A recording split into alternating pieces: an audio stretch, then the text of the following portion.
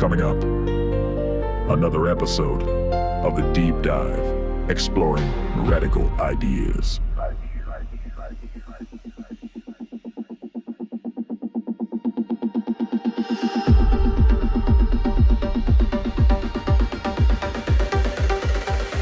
A podcast produced by Bob Rash.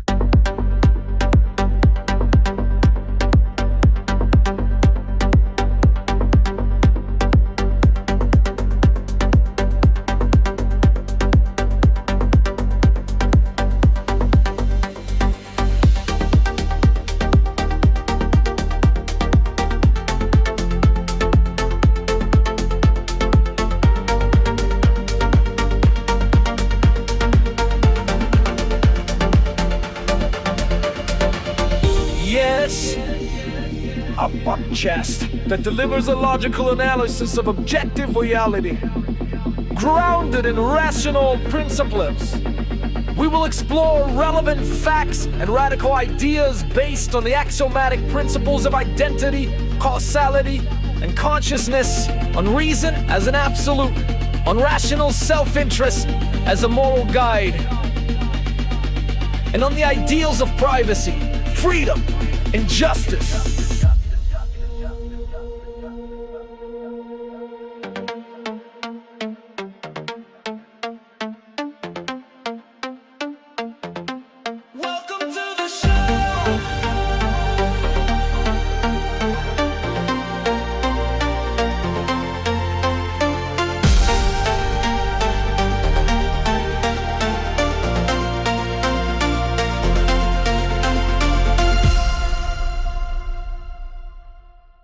Welcome to the Deep Dive.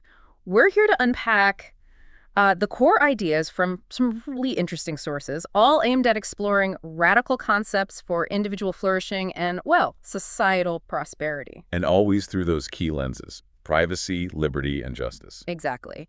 Today, we're diving into something quite specific: the relationship between, individual freedom, religious belief, and the role of the state. And this one comes directly from you, our listener. The main source is a speech transcript. Right, from Roberto Rechevsky.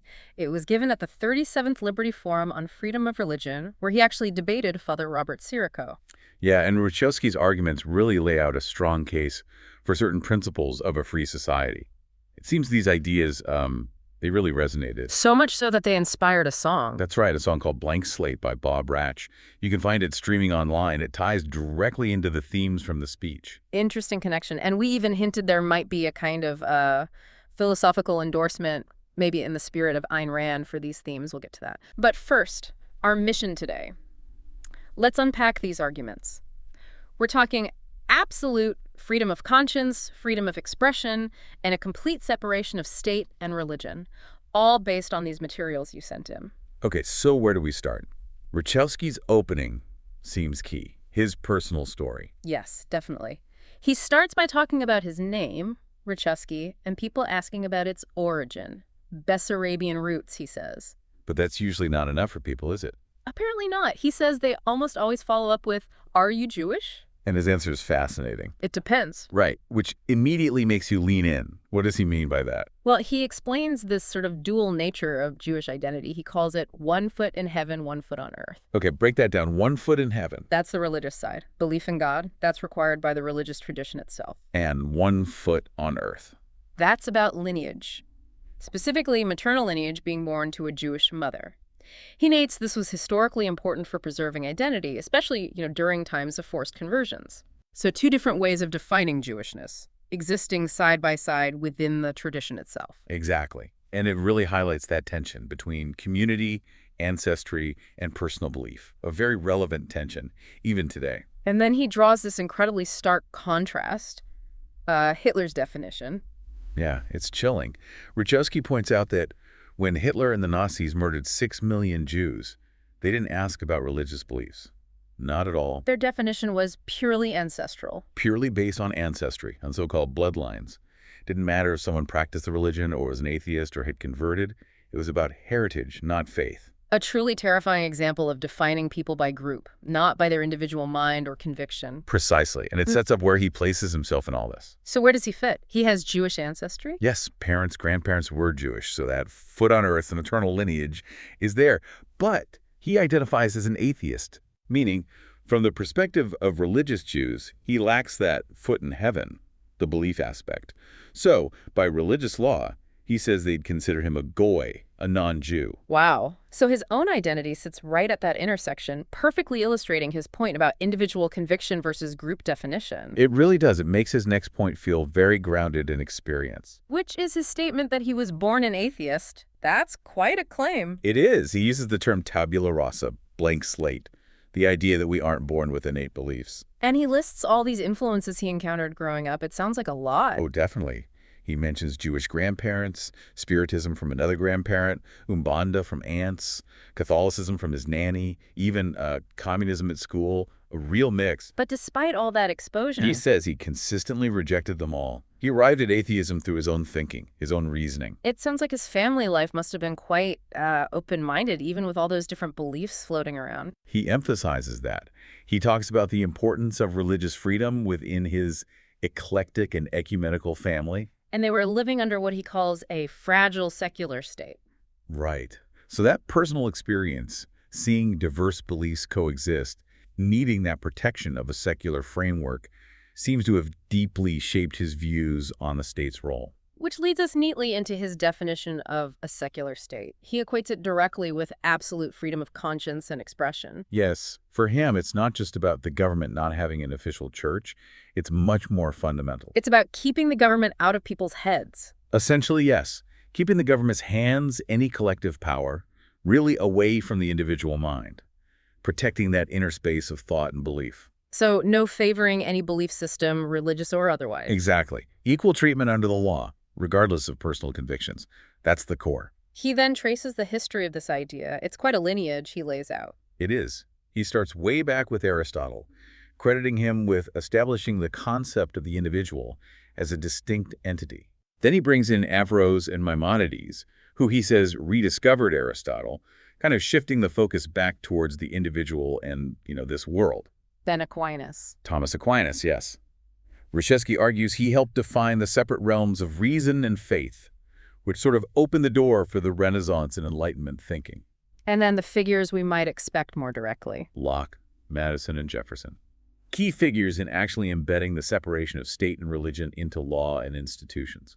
So it's a long thread, from recognizing the individual all the way to legally separating church and state. That's the connection he draws. This gradual realization spanning centuries that individual thought needs protection from external force. It's interesting how he finds common ground there, even among people with very different starting points, philosophical or religious. He does acknowledge that. The defense of freedom can come from different places. But he also throws in a caution from Lord Acton. Ah, the quote about power. Or something else. Something related. About alliances made in the name of freedom. Acton warned they can be tricky, that allies might have different ultimate goals, leading to, problems down the road. A pragmatic warning. So for Reshevsky, this freedom of conscience isn't passive, it entails something more. Responsibility. Yeah. He links them directly. Freedom implies responsibility. If you're free in your mind, you have the right, and thus the responsibility, to act based on your own judgment, on ideas you freely formed. And that includes pursuing your own values. Yes. Material, intellectual, spiritual, whatever values an individual chooses, pursuing them to achieve their own goals, their own happiness. Which brings him to this very firm stance on separating state and religion. Absolutely. Unequivocally, religion for him is private. Full stop. The state has zero business forcing anyone into a religion or preventing them from having one or having none at all. He uses his own atheism as an example there, right? Yes. Just as he wasn't forced to be an atheist, nor stopped from being one, that freedom should apply universally. And he doesn't stop at just religion. He thinks this separation principle applies more broadly. He does. He argues for the same separation in other private and productive activities. Individuals should be free to create, trade, work, without the state interfering, just like it shouldn't interfere with conscience. Okay, let's dig into his own philosophy a bit more. He calls himself an atheist, but not a cynic. What's the foundation? His atheism isn't about denying everything. It's rooted in, belief in reality, in objective reality. Meaning ideas need evidence, logic. Precisely. Abstract ideas must be grounded in material evidence and follow logic. He mentions certain things as axiomatic, as self-evident truths. Like what? Existence itself, that reality exists. The law of identity A is A, things are what they are, and consciousness, the fact that we are aware. So he's strongly objective, no mind-body split. He rejects that dichotomy, and he explicitly aligns with Ayn Rand on the role of reason. How so? He views reason as an absolute, the only valid tool for understanding reality and gaining knowledge. These axiomatic truths he mentioned, they sound like the base-level assumptions you need before you can even start reasoning. That's basically it. Foundational principles you can't really argue against without assuming them in the first place. Like, you have to exist to argue about existence. Given this emphasis on reason and objectivity, it sounds like he wouldn't be keen on some modern philosophical trends. He's quite explicit about that. He strongly disagrees with nihilistic ideologies and what he calls postmodernism. Why? What's his objection? He believes they undermine the very tools we need to think language, the ability to form clear concepts based on reality. He sees them as attacks on cognitive capacity. Postmodernism being the idea that objective truth is questionable. Generally, yes. That perspective clashes fundamentally with his view that reality is objective and knowable through reason. So if that's what he rejects, what are the positive values he affirms? He emphasizes free will, our capacity to choose to focus our minds to think.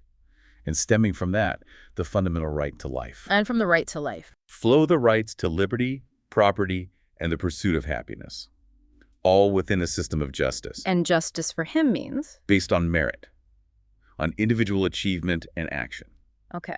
Now, he makes a really sharp distinction between religion and the state based on their inherent nature. He does. He describes religion as a revelatory and dogmatic art. It relies on faith, on teachings handed down, on dogma. Whereas the state is? Fundamentally brute force. The state holds the monopoly on the legal use of physical coercion. And because their natures are so different. They must be kept separate, absolutely separate. If religious belief is to be genuine, it has to be voluntary. It can't be imposed or influenced by the state's coercive power. So based on all this, what's his picture of an ideal society? It starts with freedom, defined very simply as the absence of coercion. No one initiating force against another. And the state's role in that? Solely protection. Protecting individual rights, life, liberty, property from being violated by force or fraud. That's it. And the individual in this society? Is an end in themselves. Not a tool for the collective. Not subordinate to the state or tribe or race. Individuals possess reason, self-esteem, pursue their own rational self-interest. What kind of system does he see fitting this model?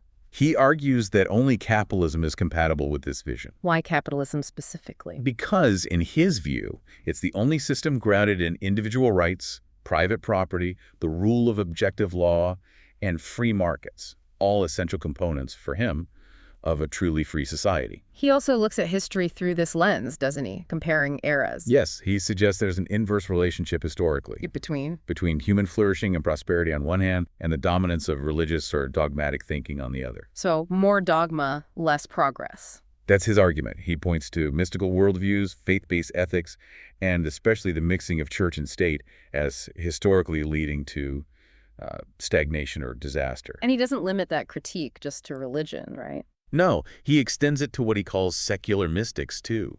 Ideologies, often collectivist, that demand faith in doctrines not based on reason.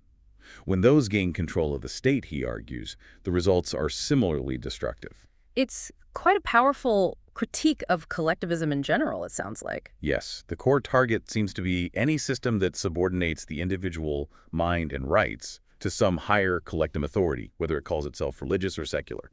But it's interesting, given his emphasis on freedom from coercion, that he still sees a role for the state. He doesn't advocate for anarchy. No, he calls the state a necessary good. Necessary why? Because even capitalism, in his view, needs a framework. It needs objective laws to define and protect rights, and an institution of the state to enforce those laws against those who initiate force or commit fraud. So a minimal state, but a state nonetheless? Exactly. A state strictly limited to protecting rights. And crucially, this state, because its job is protecting individual rights, must respect the diversity of private beliefs and convictions. Which brings us back to that clear line between public and private. Absolutely critical. The state deals with objective law and the prevention of rights violations in the public sphere. What people believe, how they live privately, as long as they don't violate others' rights, that's off limits to the state. Total non-interference. He ends the speech with a kind of call to action. Yes, a call to break free from the chains. He uses that word of both religious and secular mystics. To escape the caves, echoing Plato's allegory. Through Reasoned conviction. Through independent thought, he wraps up emphasizing freedom of conscience, freedom of expression, and liberty. Now, we also have the song Blank Slate, inspired by all this. What's the gist there? Well, the title says a lot, Blank Slate. It directly reflects Rejection's tabula rasa point. Born without innate beliefs. Right. And the lyrics, from what's described, really hammer home that rejection of imposed doctrines. They champion individual freedom, owning your own life, your own mind. Reason and independence are central themes. It sounds like a direct musical echo of the speech's core message. Very much so. Reinforcing those ideas in a different medium. And then there's this potential Ayn Rand perspective we mentioned. How might someone channeling her views react to the speech and song?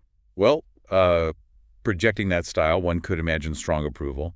It would likely be seen as a powerful stand against mysticism, faith-based thinking, and collectivism, the idea that the group is superior to the individual. So praising the emphasis on reason as the only guide to knowledge, on the individual as the highest value, on the need for a society based on individual rights, which means laissez-faire capitalism. anything else. Probably an appreciation for the refusal to compromise with irrationality and for identifying what Rand saw as the metaphysical basis of freedom, the sovereign, reasoning individual mind. Okay, so wrapping up our deep dive today, we've really journeyed through Roberto Rejection's arguments, starting with his own life, his definition of identity, Moving through his case for absolute freedom of conscience, the necessity of a truly secular state, and his grounding in reason and objective reality.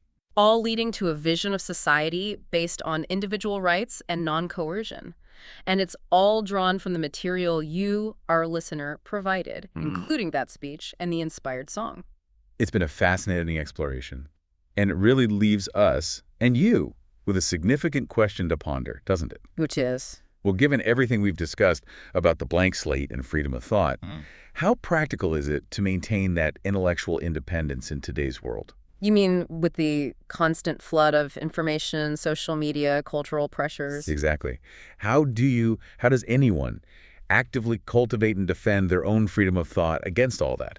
How do you keep your slate clean enough to think for yourself? That's definitely something to chew on. A real challenge in navigating the modern world while trying to stay true to principles of reason and liberty. That's a wrap for this episode of The Deep Dive, exploring radical ideas, grounded in reality, driven by reason, built on self-esteem, rational self-interest, and laissez-faire capitalism, produced by Bob Rash. We'll be back next